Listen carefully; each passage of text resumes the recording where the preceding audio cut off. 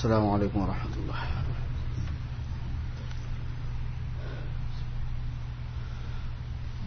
نحمده ونستعینه ونستغفره ونؤمن به ونتوکل علیہ ونعوذ باللہ من شرور انفسنا ومن سیئات اعمالنا من يهده الله فلا مضل له ومن يضلله فلا هادي له ونشهد ان لا اله الا الله وحده لا شريك له ونشهد أن سيدنا ونبينا ومولانا محمدا عبده ورسوله صلى الله تعالى عليه وعلى آله وأصحابه وسلم تسليما كثيرا كثيرا.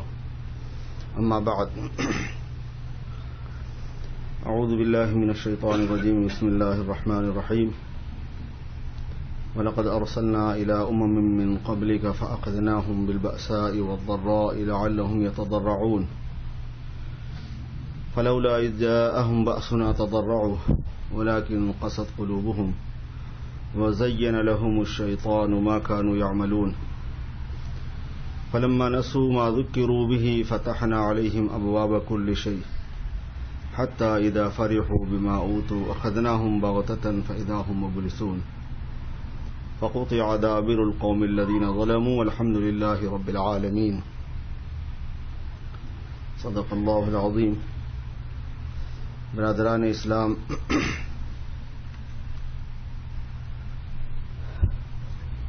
رمضان المبارک کے ختم ہونے کے بعد زیادہ تر موضوع گفتگو کا وہ حج ہوا کرتا ہے، اس لیے کہ اسلام کی بنیاد 5 چیزوں پر. پہلی چیز کلمے کا اظہار، کیونکہ کلمے کی تصدیق جو ہے وہ تو ایمان کی بنیاد ہے، اور اس کلمے کو ظاہر کرنا، اقرار کرنا، اعلان کرنا، یہ اسلام کی بنیادوں میں سے ہے. قول لا الہ الا اللہ اسی لیے کہا جاتا ہے. اور نماز ادا کرنا، رمضان المبارک کے روزے رکھنا، زکوٰۃ دینا، حج کرنا. تو رمضان میں عموماً یہ 3 کام انجام دیے جاتے ہیں. زکوٰۃ بھی عموماً لوگ رمضان میں ادا کرتے ہیں، رمضان المبارک کے مہینے کا روزہ رکھتے ہیں، نماز ادا کرتے ہیں، ایمان والے ہوتے ہیں. تو اس لیے، اور پھر حج کا موسم اس کے فوراً بعد آ بھی جاتا ہے، اس لیے اس کا زیادہ تر موضوع جو ہے وہ حج ہوا کرتا ہے اس کے بعد میں. چنانچہ آپ مختلف خطبات میں، مختلف مساجد سنٹروں میں کہیں بھی زیادہ تر آپ دیکھیں گے کہ اب حج سے متعلق بیانات ہوں گے، باتیں کی جائیں گی، سیمینار ہوں گے، سمپوزیم ہوں گے، یہ ہوگا وہ ہوگا. میں نے اس کے بجائے ایک دوسری آیت کا انتخاب کیا ہے. حج کے بارے میں باتیں آتی رہتی ہیں سامنے. صرف ایک بات میں آپ سے کہوں گا کہ جہاں حج کا فرض ہونا مسلمانوں کو معلوم ہونا چاہیے، اور حج فرض کا ادا کرنا ہر ایک کے ذمے ضرور، ہر مسلمان کے ذمے جو استطاعت رکھتا ہو وہاں پہنچنے کی اس پر ضروری ہے. وہیں یہ بات بھی ہے کہ ہم جن ملکوں میں رہتے ہیں یہاں کے لوگ 2 قسم کے ہیں. ایک وہ جو فرائض میں کوتاہی کرتے ہیں. میں نے بہت سے لوگوں کو دیکھا ہے کہ عمرے انہوں نے بہت کیے ہیں اور حج فرض ابھی ادا نہیں کیا. یہ فہم کے بگڑنے کی علامتوں میں سے عقل خراب ہو گئی. جب کسی آدمی کی عقل خراب ہوتی ہے تو اہم غیر اہم، ضروری غیر ضروری کی تقسیم نہیں کرتا ہوں. بس کیف متفق، جو چیز سستی پڑ گئی، جو چیز ایزی نظر آ گئی، ایسا کر لیتے ہیں. وہ تو سب سے زیادہ تاکید کے ساتھ، اہمیت کے ساتھ میں آدمی کو کرنی ہوتی ہے. بعض لوگ ایسے بھی ہیں ماشاءاللہ جو فرائض کو ادا کر چکے ہیں، صاحب استطاعت ہوتے ہیں. بیرون ملک رہنے والے لوگ حج وغیرہ کے فرائض وغیرہ انجام دینے میں اور دوسری چیزوں میں اگر کوئی قانونی رکاوٹ نہیں ہے تو صاحب استطاعت عموماً ہوتے ہیں. ایک طبقہ ایسا بھی ہوتا ہے اس میں جو غیر ضروری حج عمرے کرتا رہتا ہے. بعضوں کی عادت ہے، جا رہے ہیں سر 8,000 10,000 ڈالر کا خرچہ لگا کے چکر مار رہے ہیں، عمرے کو چلے گئے، حج کو چلے گئے، عمرے کو چلے گئے، حج کو چلے گئے. ایک تو ہے کہ گروپ لیڈر ہیں، ذمہ دار ہیں، لوگوں کو حج کے مسائل بتانے کے لیے ہیں، اور بعض لوگوں کو شوق ہوتا ہے. ان کے پاس میں بھی فہم کی بہت کمی ہے، سمجھ کی بہت کمی ہے. یہ کوئی سمجھداری کی چیز نہیں ہوتی. ایک عمل ہے وہ یقیناً ایک بہت مبارک عمل ہے، قیمتی عمل ہے. سوچنے کی بات یہ ہے کہ ان پیسوں کو اس عمل میں خرچ کر کے ثواب کمانا، اللہ کی رضا حاصل کرنا زیادہ بہتر ہے یا اس سے زیادہ اہم مصارف موجود ہیں امت میں؟ دیکھنے کی چیز یہ ہوتی ہے، کس کو کہتے ہیں $8,000؟ پاکستان کے پورے 8 لاکھ روپے ہیں. $10,000 ظاہر ہے کہ آدمی شاپنگ کرتا ہے، اپنا ذاتی خرچہ ہوتا ہے، یہ 10,000 تو کہیں نہیں گئے. انڈیا کے 5 لاکھ روپے ہو گئے. کھیل ہے کوئی؟ 2-3 غریب بچیوں کی شادی ہو سکتی ہے، کئی لوگوں کی جو نا والا روٹی پانی کا انتظام ہو سکتا ہے، کئیوں کے قرضے ادا ہو سکتے ہیں. ہم پڑھنے کو تو پڑھتے ہیں کہ ایمان والے بھائی بھائی ہیں، لیکن مصیبت کے وقت میں پتہ نہیں بھائی بہن کام بھول جاتے ہیں ہم. جب بھائی ہونے کا عقیدہ مان لیا تو امت کی مجموعی ضرورتیں آپ کی بھائی بہن کی جگہ ہے نہیں ہے، پھر ان کی ضرورتیں اس میں عمرے کیے جا رہے ہیں. میں تو بڑا زیادہ تر تو گنوائی دیتے ہیں ثواب، لوگوں کے سامنے سناتے ہیں اتنے عمرے ہوئے اتنے عمرے ہوئے، عمرے کسی نہ کسی بہانے سے عمرے کا ذکر کسی نے کیا ہے اس میں، کیا ملنے والا ہے؟ نفل عمروں میں، نفل ثواب، نفل حج میں سفر کر کے جانا، بہت کثرت سے جانا، یہ پسندیدہ نہیں ہے. ایک مرتبہ عمرہ کرنا سنت ہے الگ سے مستقل حج کے علاوہ، اور حج کے ساتھ عمرہ کرنا سنت ہے. بقیہ چکرے مارنا یہ کہاں ہے؟ یہ نہیں ہے. یہ پیسوں کو قیمتی جگہوں پہ لگاؤ. کتنے مسلمانوں کی ضروریات رکے ہوئے ہیں اس کو پہچانو، اپنے خاندان والوں کی ضروریات رکی ہوئی ہیں ان کو پہچانو. حضور اکرم صلی اللہ علیہ وسلم نے ارشاد فرمایا کہ قیامت کے قریب جو فتنے آئیں گے اس میں سے ایک فتنہ یہ ہوگا کہ لوگ حج کو مذاق بنائیں گے اور بزنس کے طور پر کریں گے اور سیر و تفریح اور سپاٹوں کے طور پر کریں گے. سیر و تفریح اور پکنک میں ادھر ادھر جانے کے بجائے ہم حج کو چلے گئے تھے، پکنک میں ادھر ادھر جانے کے بجائے ہم عمرے کو چلے گئے تھے. عمرہ اور حج کوئی پکنک کی چیز نہیں ہوتی ہے. تقدسی پامال ہو جاتا ہے اس کا، بزرگی ہی پامال ہو جاتی ہے اس کی، جو ذہن میں عظمت ہونی چاہیے اس کی وہ باقی نہیں رہتی ہے اس کی وجہ سے. تو یہ ان بیلنس جو ہے صورت حال رہتی ہے.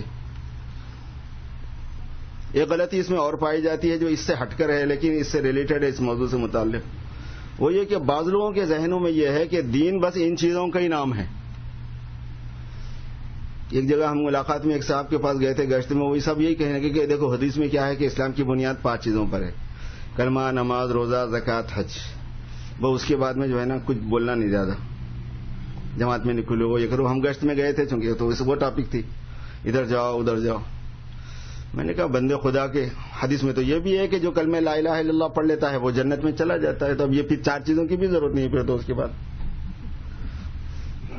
آپ نے 5 کو لے کے اس کے بعد کو چھوڑا تھا تو ایک حدیث تو صرف 1 کو ہی بتا رہی، 5 کو بھی نہیں بتا رہی، 4 کو بھی نہیں بتا رہی، بقیہ کو. یہ کیا ہے؟ دین کا علم نہیں سیکھنے کا نتیجہ، دین کی عظمت دل میں نہیں ہونے کا نتیجہ، اور اللہ کا ڈر یہ نہیں ہونے کا نتیجہ ہے. یہ کیئر لیس آدمی جو منہ کو آیا بول دینا، جو آیا سوچ لینا. میں نے ان صاحب سے عرض کیا کہ بھائی جس عورت سے چاہے اس عورت سے شادی کر سکتے؟ نہیں فائدہ ہے اس کا، اسلام میں بیان کیا گیا ہے کہ کس سے شادی کرنا ہے. کہنے کہ وہ 5 چیزوں میں تو نہیں ہے. میں نے کہا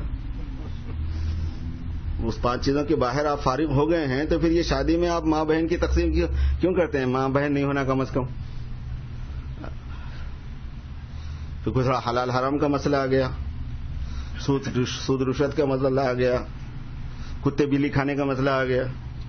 بھائی کتا بلی بھی کھا لو ساتھ میں، وہ بھی جانور ہے، وہ بھی جانور ہے، اس میں بھی گوشت ہے، اس میں بھی گوشت ہے. چوہے چچندر کھا لینے کا مسئلہ، سانپ بچھو کیڑے مکوڑے کھانے، ایسا کیسے کھا سکتے؟ اسلام میں اجازت ہے. بھائی اس کا مطلب یہ ہوا کہ یہ 5 چیزیں اسلام میں بنیادی حیثیت رکھتے ہیں کا مطلب یہ نہیں ہوتا کہ اس کے علاوہ کچھ اور چیزیں نہیں حیثیت رکھتی کچھ بھی. اسلام کی خصوصیت یہ ہے کہ کوئی ایک عمل کسی انسان کا نہیں بتایا جا سکتا جس پہ اسلام کا حکم نہیں لگتا. اگر ایسا نکالیں گے کوئی ایسی بات آپ تو اسلام ناقص ہو جائے گا اور جامع نہیں رہے گا. اور دین مکمل ہونے کا اعلان جو حضور اللہ رب العزت نے فرمایا ہے کہ وہ اعلان غلط ہو جائے گا. الیوم اکملت لکم دینکم کا اعلان جو ہے وہ غلط ہو جائے گا.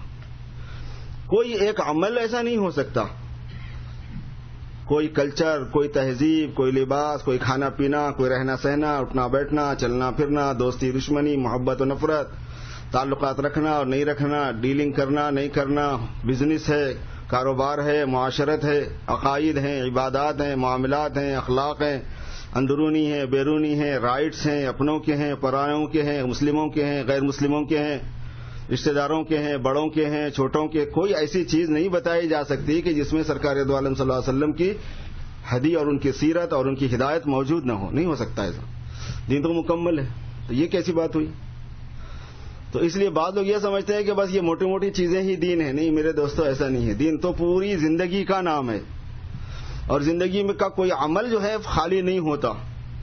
اس لیے ہمیں اپنی پوری زندگی کے ہر عمل کے ڈھانچے کو صحیح کرنا پڑتا ہے. اس کا طریقہ بیسک یہ ہوتا ہے کہ آدمی پہلے جو اسٹرکچر ہے وہ صحیح کر دیتا ہے، تو اس پر جمع ہونے والی جو چیزیں ہیں وہ صحیح ہو جاتی رہتی ہیں. اسی لیے اس زمانے کے مسلمانوں کا جو پرابلم ہے، اس پرابلم میں یہی بات ہے کہ وہ ایک ٹیڑھا بنگا جو اسٹرکچر بن گیا نا، اسی کو لے کے بیٹھ گیا، اسی کے اوپر بٹھاتے رہتے، وہ جمتا نہیں. اسٹرکچر کا صحیح ہونا کیا ہوتا ہے؟ وہ یہ ہے کہ 100% سرنڈنگ، اپنے کو ختم کر دینا، اپنی رائے کو ختم کر دینا. مذہب نام ہے اپنی رائے کو ختم کرنے کا. آپ کی نہیں چلے گی، کس میں؟ کسی میں بھی نہیں. اپنی مرضی کے مختار نہیں ہیں ہم، اپنے تصرف کے مختار نہیں ہیں ہم. ہم جیسا چائے کھائیں گے، ہم جیسا چائے پیئیں گے، ہم جیسا چائے رہیں گے، ہم جہاں چاہے آئیں گے، ہم اپنے بچوں کو جہاں چاہے شریک کریں گے، ہم جو چاہے ان کو ایجوکیشن دیں گے. ابھی تو آپ کو بولنے کی اجازت ہے چونکہ دنیا میں ہیں آپ. جیسے فرعون کو اجازت تھی بولنے کی، جیسے قارون کو اجازت تھی بولنے کی، جیسے حامان کو اجازت تھی بولنے کی، جیسے قوم سمود و عاد کو اجازت تھی بولنے کی. بولتے تھے وہ لوگ بھی. فرعون نے یہاں تک کہا تھا کہ یہ دونوں جو ہے نا، موسیٰ و ہارون، یہ صرف ہم کو اپنے مذہب سے ہٹانے کے لیے آئے ہیں لوگ. پتہ ہے آپ کو؟ اور یہ زمین میں فساد کرنے کے لیے آئے ہیں لوگ. فسادی ہیں یہ. بول رہا تھا قرآن پاک میں ہے اس کا یہ بیان کہ فرعون نے اپنی قوم کے سامنے حضرت موسیٰ و ہارون کے بارے میں کیا بیان کیا تھا. ان ھذان لساحران یریدان ان یخرجاکما من ارضکما ویذهبا بطریقتکم المثلی. وہ جو ہمارا پکا دین ہے اس سے ہٹانا چاہ رہے ہیں. یہ زمین میں فساد کرنا چاہتے ہیں، یہ ہم کو ہلا دینا چاہتے ہیں. وغیرہ بہت سے تقریریں اس نے کی تھی. بولنے کا موقع سب کو ہے، تو مجھے آپ کو بھی ہے. اصل میں اس دنیا میں بولنے کا موقع ہونا حق اور ناحق پر ہونے کی دلیل نہیں ہوتی. بات بنانے کا موقع ہونا یہ نہیں ہے. وہاں جانے کے بعد میں پتہ چلنے والا ہے یہ سارا کا سارا. اس لیے اس کا اپنا اسٹرکچر صحیح کرنے کا، اپنے بچوں کا بھی یہی ہے. مائنڈ بنانا، ذہن بنانا، اسی کو دوسرے لفظوں میں یقین بنانا کہتے ہیں، ایمان بنانا کہتے ہیں، مزاج بنانا کہتے ہیں کہ بھئی ہم اللہ کے بندے ہیں اور ہم حضور پاک صلی اللہ علیہ وسلم کے امتی ہیں. ہمیں نہیں پڑتا، ہم آزاد نہیں ہیں. یحسب الانسان ان یترک سدی. آدمی نے یہ سمجھا ہے کہ وہ آزاد چھوڑ دیا جائے گا، بیکار چھوڑ دیا جائے گا کہ جو چاہے تم کرو، جو چاہے بولو. نہیں، ایسا نہیں ہے مسئلہ. اس میں بھی یہی چیزیں ہیں میرے بھائیوں. تو دین کے ساری تعلیمات کو حاصل کرنا اور احکام کے سارے پہلوؤں کو ذہن میں رکھنا اور ان کو اپنی زندگی کے مطابق لانے کی فکر کرنا. اور یہ چیز کہ ہم اپنی زندگی کو صحیح کرنا، اس سے ریلیٹڈ وہ چیز تھی، وہ آیتیں تھی جن کا میں نے انتخاب کیا تھا. ایک دوسرے موضوع سے بولنا چاہ رہا تھا لیکن وہ تمہید میں ادھر نکل گیا تو ادھر ہی چلا گیا. حق تعالی شانہ یہ ارشاد فرماتے ہیں کہ ہم نے آپ سے پہلے اور امتوں کی طرف بھی پیغمبر بھیجے. پیغمبر لوگوں کو سمجھاتے تھے. پیغمبر جس چیز کی جو سمجھاتے ہیں، جس چیز کی طرف بلاتے ہیں، وہ چیز کی خصوصیت یہ ہے کہ وہ انسین ہوتی ہے، دکھتی نہیں. وہ اللہ پاک خود نظر نہیں آتے، فرشتے نظر نہیں آتے، کتابوں کا اترنا نظر نہیں آتا، تقدیر نظر نہیں آتی، آخرت نظر نہیں آتی، جنت و جہنم نظر نہیں آتی. اور اس کا انکار کرنے کی صورت میں فوری طور پر کوئی پرابلم نظر نہیں آتا. اگر اگنور کر دیتے ہیں تو کیا ہے؟ کھانا نکل جائے گا، کھانا نہیں دیں گے، جوتے ماریں گے، کپڑے اتار دیں گے، کچھ بھی نہیں ہے. لیکن اللہ پاک اپنی شفقت اور رحمت سے جو کیے ہیں اس کو بتا رہے ہیں. یہ ہے کہ جب ہم نے رسولوں کو بھیجا، لوگوں نے رسولوں کی بات نہیں مانی تو ہم نے ان کو حالات میں ڈالا، فَأَخَذْنَاهُمْ بِالْبَأْسَاءِ وَالضَّرَّاءِ لَعَلَّهُمْ يَضَّرَّعُونَ یضرعون والی آیت بھی ہے اسی مضمون کی. ہم نے ان کو تنگیوں کے اندر پکڑا، تنگ کیا، ان کو مصیبتوں کے اندر پکڑا، بیماریوں کے اندر پکڑا، یعنی اس کے ذریعے سے ہم ان کو پریشان کیے. اور غرض اس کی یہ تھی کہ وہ ڈھیلے پڑ جائیں، غرور ختم ہو جائے، انانیت ختم ہو جائے، فرعونیت نکل جائے دماغ میں سے. میں بھی کچھ ہوں، میں کچھ کر سکتا ہوں، میں جو چاہے کر سکتا ہوں، میرے اوپر کوئی کنٹرولر نہیں ہے، میرے اوپر کوئی ڈومینیٹ کرنے والا نہیں ہے، یہ ذہنیت ختم ہو جائے. کیونکہ بظاہر نظر نہیں آتا کہ موت و حیات جس کے ہاتھ میں ہے، بیماری اور تندرستی جس کے ہاتھ میں ہے، غنا اور فقر جس کے ہاتھ میں ہے، عزت اور ذلت جس کے ہاتھ میں ہے، پیچھے کا ہاتھ غیب میں ہے، نظر نہیں آتا. تو آدمی میں ایک قسم کا غرور اور فرعونیت آتی ہے. وہ ختم ہونے کے لیے ہم ایسا کرتے ہیں. فلولا اذ جاءهم باسنا تضرعوا، ایسا کیوں نہیں ہوا کہ جب ہماری پکڑ ان کے پاس آئی تو وہ عاجز ہو جاتے، عاجزی پر اتر آتے، ہاتھ جوڑ لیتے کہ جی صاحب اپنی مرضی نہیں چلائیں گے، آپ جو بولیں گے وہی کریں گے. ولكن قست قلوبهم وزين لهم الشيطان ما كانوا يعملون. ہوا یہ کہ دلوں کے اندر سختی آ گئی. جب دلوں میں سختی آتی ہے تو حالات سے متاثر ہونا نہیں رہتا، حالات پر تبصرہ رہ جاتا ہے. بلکہ حالات نئے پیش نہیں آئے تو آدمی کو عجیب سا لگتا ہے کہ یار کیا قصہ ہے، آج کل اخبارات میں کچھ بھی نہیں آ رہا، کہیں بھی 2-4 مرنے کے ذکر نہیں ہے، کہیں 2-4 پٹاخے پھٹنے کا ذکر نہیں ہے. آج کل تو بالکل کوئی خاص خبر نہیں ہے. میں نے دیکھا تو کچھ بھی نہیں ہے.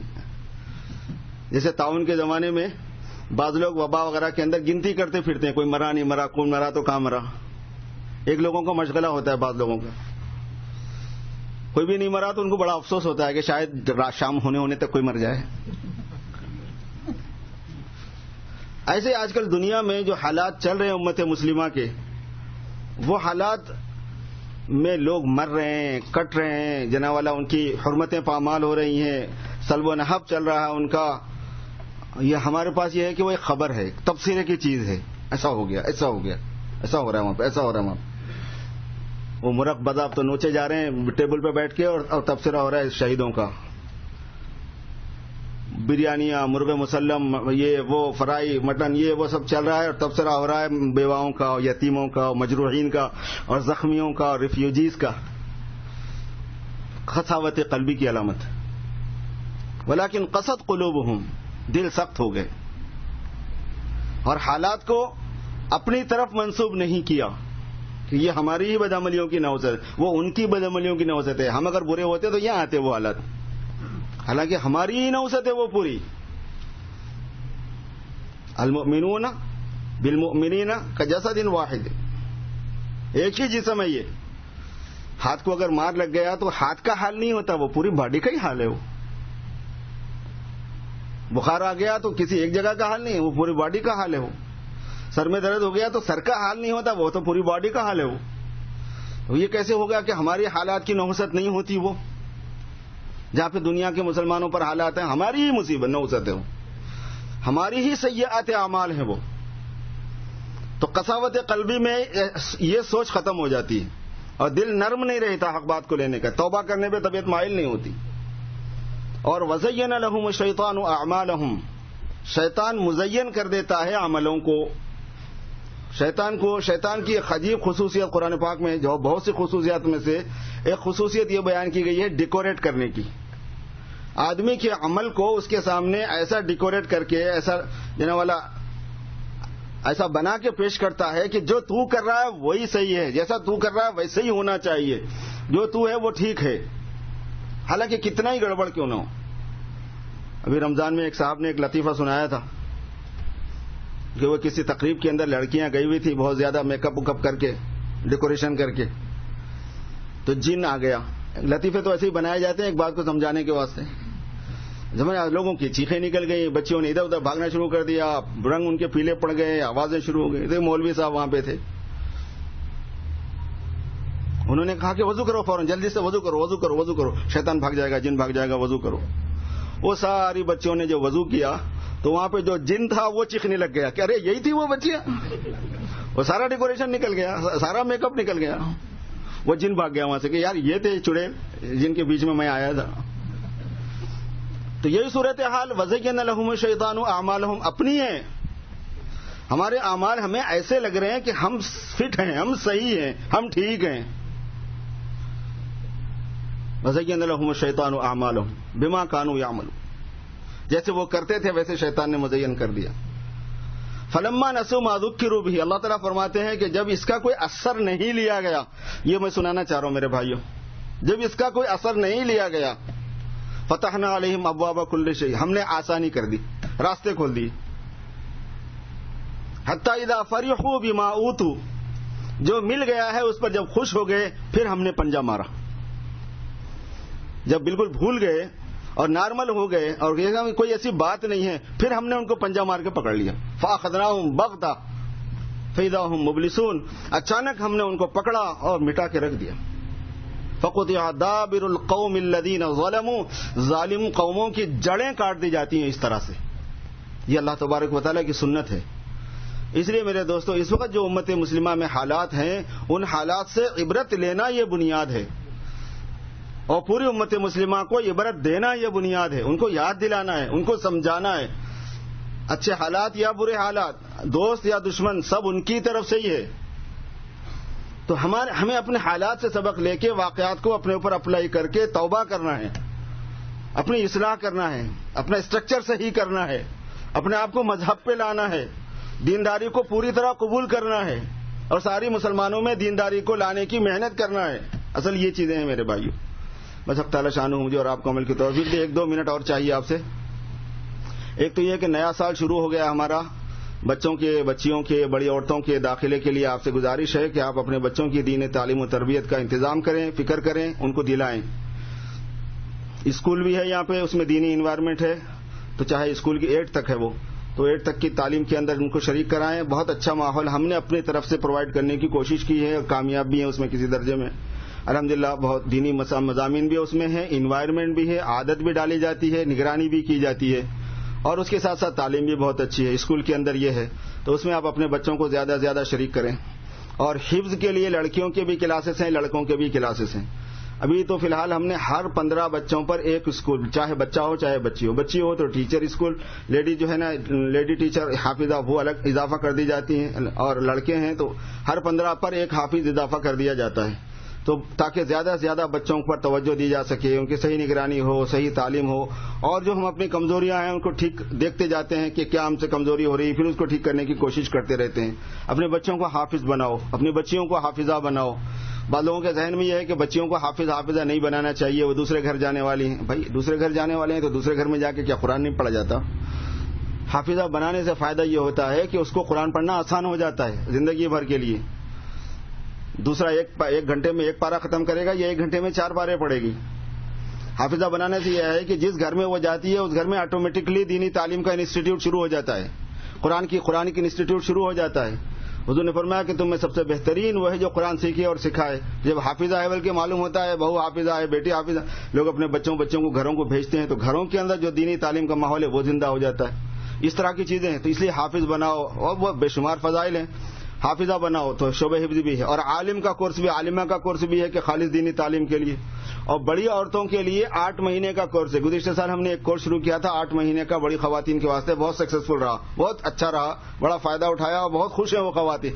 اب وہ کہہ رہے ہیں کہ اس کے بعد کے 8 مہینے کا ایک نیا کورس, اس کے بعد کا سلیبس بنا کے وہ شروع کرو, ہم کو شوق لگ گیا ہے. تو آپ سے گزارش ہے کہ آپ اس میں توجہ دیں, اپنے بچوں کو شریک کروائیں. اور دوسری چیز یہ ہے کہ کچھ کتابیں جو ہماری جیسے درس وغیرہ ہوا کرتا تھا ہمارا, وہ درس وغیرہ چھپانا شروع کیا ہے. اور ہمارے عقیدۃ الطحاوی کا جو سبق ہوا تھا, عقائد, اہل سنت والجماعت کے عقائد کی تفصیلات پر ایک لیسن چلایا گیا تھا, پروگرام چلایا گیا تھا آن لائن, وہ چھپ کر آ گیا ہے. آپ سے گزارش ہے کہ وہ بھی خرید لیں, اس میں ادارے کا بھی تعاون ہے. پھر یہ کہ جو باتیں ہم یہاں کر رہے ہیں وہ آپ کے پاس کی وہ محفوظ بھی ہو جائیں گی, ایک ڈیٹا اس کا آپ کے ساتھ میں رہے گا, کبھی موقع ملے تو پڑھنے کو آپ کو اس میں سہولت ہو جائے گی. اور تیسری بات یہ ہے کہ جمعہ کے دن مغرب کے بعد جو درس قرآن کا سلسلہ ہوتا ہے, جب میں ہوتا ہوں تو کرتا ہوں, وہ بھی جب سفر نہیں ہوتے ہیں, اور نہیں ہوتا ہوں تو جناب والا چھٹی ہو جاتی ہے, تو اس کو چینج کر رہے ہیں ہم. مگر اس میں آپ کا تعاون چاہیے. وہ یہ کہ ہر جمعہ کے دن مغرب کے بعد میں درس ہوگا, بندہ رہے یا نہ رہے, چونکہ علماء کرام کی تو بڑی تعداد یہاں پر موجود ہے. تو اگر آپ لوگ کوآپریٹ کریں اور شرکت کریں تو انشاءاللہ تعالی ایک بہت اچھا پروگرام چل سکتا ہے. تو آج سے انشاءاللہ تعالی اس کی افتتاح ہو رہی ہے. اللہ پاک ہم سب کو عمل کی توفیق عطا فرمائے. کچھ کہنا ہے؟